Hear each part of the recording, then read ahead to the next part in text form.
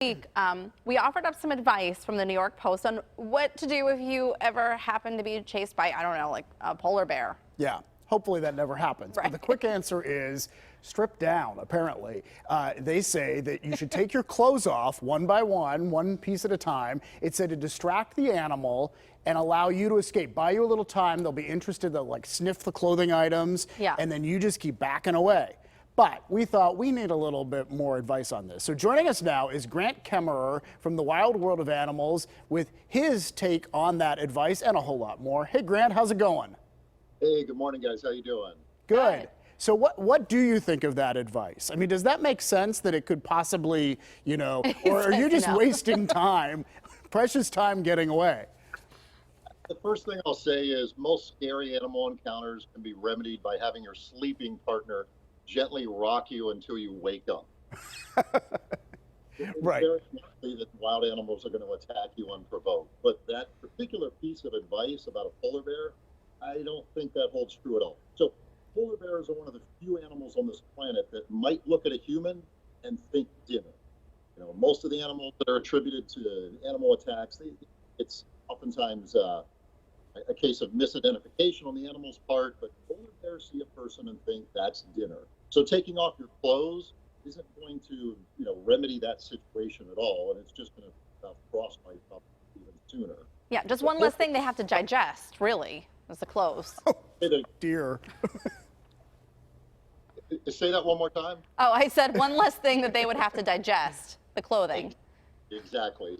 So around here we have black bears, and we're headed winter. So you do have black bears trying to pack on as many calories as possible, and they will literally eat anything. And they can become habituated to being around humans, and of course all the garbage that we generate and food that we put outside for our pets. So be very vigilant. You walk outside and you encounter a black bear, you're face to face with it. Just don't turn around, but get out of the situation. Don't run.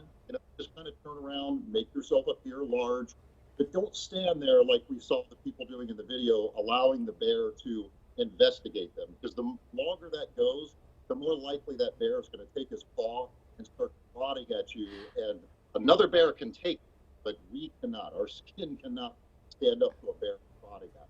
Well, it's funny you should say that because there's some video that was recently, just this morning, shared by our sister station in Boston. A guy lounging by the pool, and a bear comes up, sniffs his foot, and gets very close. Here it is. Yeah, and so he stays very calm, Grant, and he just lays there in the chair. And he said that he had a little table beside him that he thought that he could use as a weapon if he needed to escape, but he didn't know what to do during this encounter, so he just laid still. Is that good advice? It's extremely important to not panic, because when you panic, you tend to do stupid things. People encounter snakes, shoot themselves in the foot, chop their toes off with shovels, trying to kill a snake that 1 out of 5, the chances are highly likely that it's not going to be venomous and it's not going to do them any harm. But yeah, you want to kind of get yourself out of that situation. The longer you sit there, the more that bear is going to feel comfortable to investigate you in the area. Right. That's never going to be good. But move slowly. Don't run from the bear. Correct. Now, on that note, though, when we get into the summertime, early June, you have mother bears with their cubs. And they're taking them out for the very first time, showing them their environment, showing them how to gather food, find food.